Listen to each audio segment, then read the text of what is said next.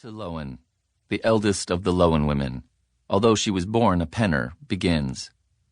She exudes a deep, melancholic dignity as she speaks of her horses Ruth and Cheryl. She describes how when Ruth, who is blind in one eye and must always be harnessed to the left of Cheryl, and Cheryl are frightened by one or more of Dueck's Rottweilers on the mile road that leads to church, their initial instinct is to bolt. "We have seen it happen," she says. After these short, declarative sentences, Greta has a habit of lifting her arms, dipping her head and widening her eyes as if to say, "This is a fact? Are you challenging me?" Greta explains that these horses, upon being startled by Dueck's stupid dog, don't organize meetings to determine their next course of action. They run, and by so doing, evade the dog and potential harm. Agatha Friesen, the eldest of the Friesen women, although born a Lowen, laughs, as she does frequently and charmingly, and agrees. But Greta, she states, "We are not animals." Greta replies that we have been preyed upon like animals. Perhaps we should respond in kind. "Do you mean we should run away?" asks Ona. "Or kill our attackers?" asks Salome.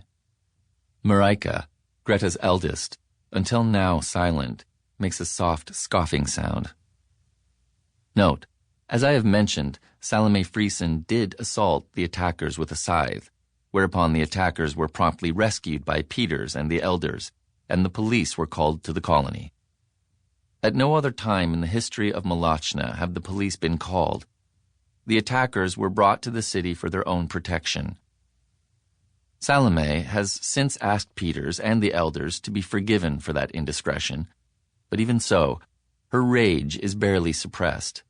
Vesuvian. Her eyes are never still. Even if one day she runs out of words, like a woman is said to run out of eggs, I believe that Salome will be able to communicate and to give life, fearsome life, to every emotion stemming from each injustice she perceives. There is no inward eye in Salome, no bliss of solitude. She doesn't wander, and she is not lonely. Her niece, Nietzsche, used to the gentler stylings of her late mother, Mina, but now in Salome's care, keeps her distance. Nietzsche draws and draws, perhaps to balance the wild, lava-like outpouring of her aunt's words with solid, silent lines on paper.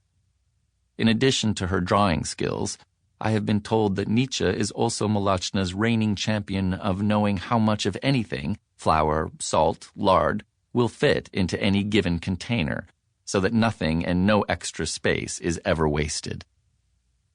Agatha Friesen, unfazed by Salome's outbursts, she has already referred to Ecclesiastes to describe Salome's temper as nothing new under the sun, as the wind blows from the north, as all streams lead to the sea, etc. To which Salome responded that her opinions should not be slotted under hoary Old Testament headings, please, and wasn't it preposterous that the women should compare themselves to animals, wind, sea, etc.? Isn't there a human precedent? Some person in whom we can see ourselves reflected back to ourselves? To which Mayal, lighting up a smoke, responded, "Yes, I'd like that too, but what humans? Where?" States that in her lifetime she has seen horses, perhaps not Ruth or Cheryl, fair enough, in deference to Greta and her high regard for her horses, but others who, when charged by a dog or coyote or jaguar, have attempted to confront the animal and or to stomp the creature to death. So it isn't always the case that animals flee their attackers. Greta acknowledges this. Yes, she has seen similar behavior in animals. She begins once again to talk of Ruth and Cheryl, but her anecdote is cut short by Agatha. Agatha tells the group she has her own animal story, also featuring Dueck's Rottweiler. She speaks quickly, often inserting asides and non sequiturs in a hushed, theatrical voice. I'm not able to hear or keep up with every detail, but I'll attempt here to tell the story in her voice, and with as much accuracy as I am able.